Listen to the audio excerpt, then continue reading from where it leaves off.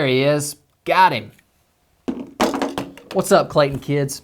This time of year is tricky with the weather. Some days it's really warm and nice, and other days it's really windy and cold. On the really warm days, I'm reminded of one of the things I just love to do. Throw on my fishing shirt and go fishing. Even if the fish aren't biting, I can still have a good time. Jesus also liked to fish, and our memory verse of the day has a connection to both Jesus and fishing.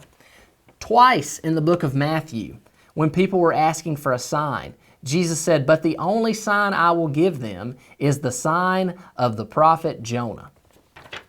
Today, we're going to learn about Jonah, right there, and the really big fish. Hey, wait a second. That's not a really big fish. Now that's a really big fish. There we go. So, this is the story of Jonah.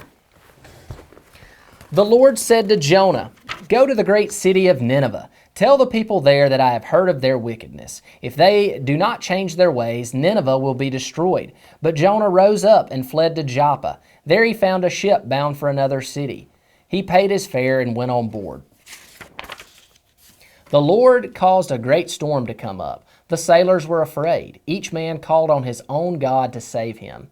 Jonah was asleep in the hold of the ship. The captain came to Jonah and said, "How can you sleep? Get up and call on your God. Perhaps your God will save us." The sailors rolled dice to see who was to blame for the storm, and the blame fell to Jonah. Then Jonah told them, "My God is the Lord God of heaven, who made the sea and the dry land. This storm has come upon you because of me. Pick me up and throw me into the sea."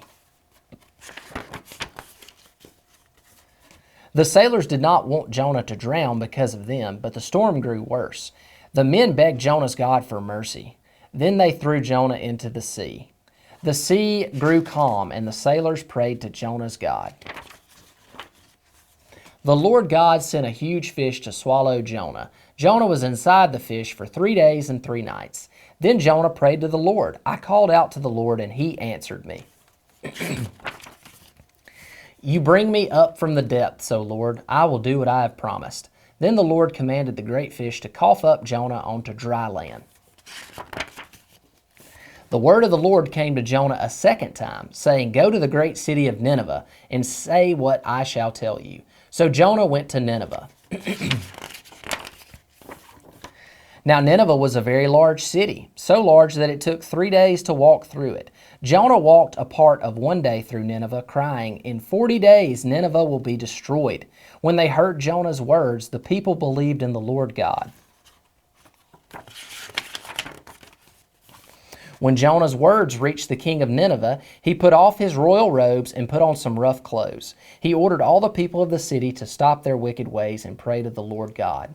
And when the Lord God saw that the people turned away from wickedness, he did not destroy the city. And Jonah was angry. He thought his trip to Nineveh had been useless. "This is what I was afraid of," he complained. "This is why I wanted to flee." Jonah went out of the city and built a shelter. He waited to see what would happen to Nineveh. And the Lord God caused a plant to grow up to shade Jonah from the heat. Jonah was pleased.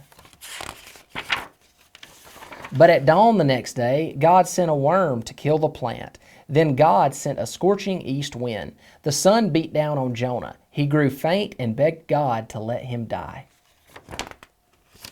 Then God said, "You felt sorry for the plant, which you did not raise or tend, and which lived only for a day and a night. Should I not then feel sorry for Nineveh, where there are so many people and animals, all of them my children?"